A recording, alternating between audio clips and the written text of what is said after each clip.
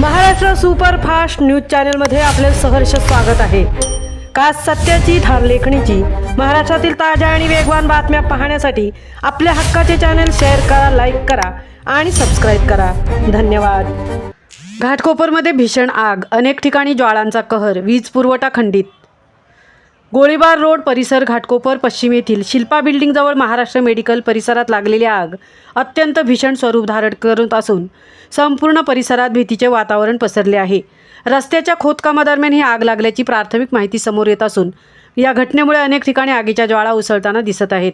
प्रत्यक्षदर्शींनी दिलेल्या माहितीनुसार रस्त्याच्या गटार व दुरुस्तीचे काम सुरू असताना अचानक मोठा स्फोटासारखा आवाज आला आणि काही क्षणातच आग वेगाने पसरली। काही ठिकाणी जमिनीखालूनच ज्वाळा बाहेर येत असल्याचेही नागरिकांनी सांगितले आहे, ज्यामुळे परिसरात अधिकच भीतीचे वातावरण निर्माण झाले आहे।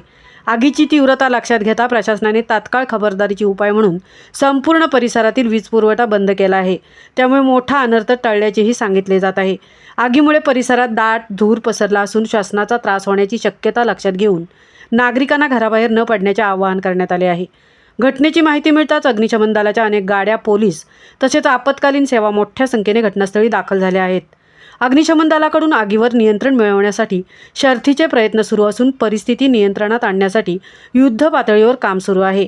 पोलिसांनी परिसर सील करत नागरिकांना सुरक्षित अंतरावर हलवण्याचे काम हाती घेतले आहे।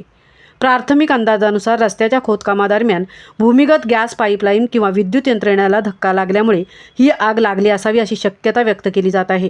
मात्र याबाबत अधिकृत पुष्टी अद्याप झालेली नाही।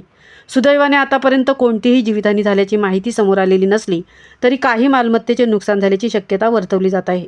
परिस्थिती पूर्णपणे नियंत्रणात आल्यानंतरच नुकसानीचा नेमका अंदाज स्पष्ट होणार आहे।